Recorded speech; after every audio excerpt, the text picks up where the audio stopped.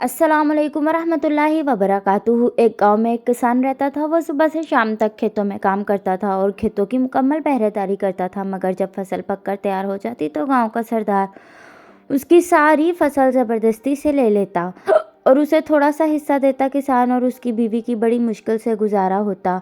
एक दिन किसान खेत में खुदाई कर रहा था। बेख्याली में वो ज़्यादा ज़मीन खोद के अचानक उसे महसूस हुआ कि ज़मीन के अंदर कुछ है। उसने बड़ी मुश्किल से इस चीज़ को बाहर निकाला तो देखता है कि वो एक संदूक है। वो बहुत हैरान हुआ। उसने जब संदूक को खोला तो उसकी खुशी की इंतहा ना रही। संदूक हीरे और जवाहरात से भरा हुआ था।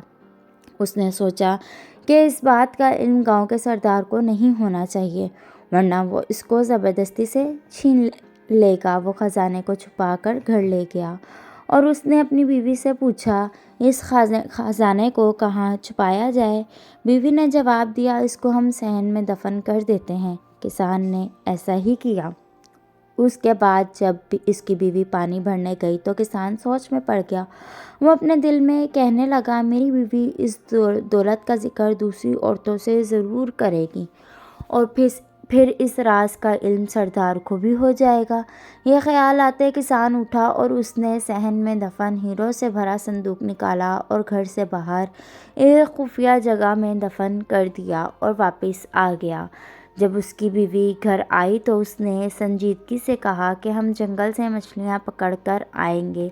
बीवी ने हैरानगी से पूछा, मछलियाँ और वो भी जंगल से? खुशी से तुम्हारा दिमाग तो ख़राब नहीं हो गया?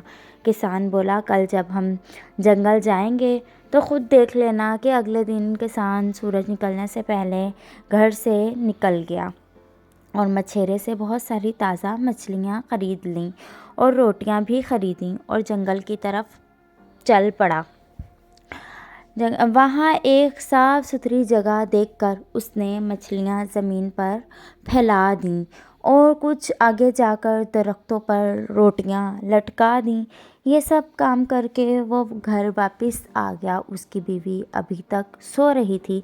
जब सूरज निकला तो किसान अपनी बीवी को लेकर जंगल की तरफ चल पड़ा। उसकी बीवी ने जब ज़मीन पर मछलियाँ देखीं तो हैरान रह गई।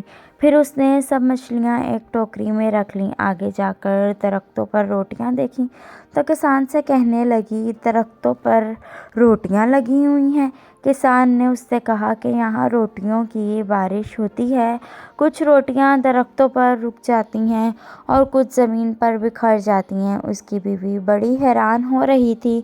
बहरहाल अब किसान और उसकी बीवी के दिन फिर गए थे। अब वो पहले से ज़्यादा अच्छा खाते थे। थोड़े दिन बाद हर तरफ ये बात फैल गई कि किसान को कोई ख़जाना मिल गया है। अब ये राज भी राज नहीं रहा था। हर कोई जानता था कि किसान ने घर के सहन में ख़जाने को छुपा रखा है। फिर यह बात सरदार से कैसे छुपी रह सकती है। सरदार ने पहले उसकी बीवी और फिर किसान को अपने पास बुलवाया और कहा कि क्या ये सच है कि तुम्हें हीरे जवाहरात से भरा संदूक मिला है? किसान ने हैरत का इजहार करते हुए कहा, यह बात बिल्कुल झूठ है। सरदार ने गरज कर कहा, तुम्हारी बीवी मुझे सब कुछ बता चुकी है। किसान ने हाथ जोड़कर कहा, मेरी बीवी का दिमाग ख़राब हो गया है। ये तो आजकल उल्टी सीधी बातें करने लगी है। किसान की बीवी ने जब ये सुना कि उसका शौहर इसको पागल कह रहा है तो वो गुस्से से बोली, हजूर, जो कुछ मैंने बताया है वह हकीकत है और हमारे घर के सहन में वो संदूक दफन है। सरदार ने खुश होकर पूछा, ये जवाहरात से भरा संदूक तुम्हें किस दिन मिला था? किसान की बीवी ने कहा कि एक दिन हम जंगल से मछलियाँ पकड़ने गए थे। वो दिन था जब आसमान से पकी पकाई रोटियों की बारिश होती थी।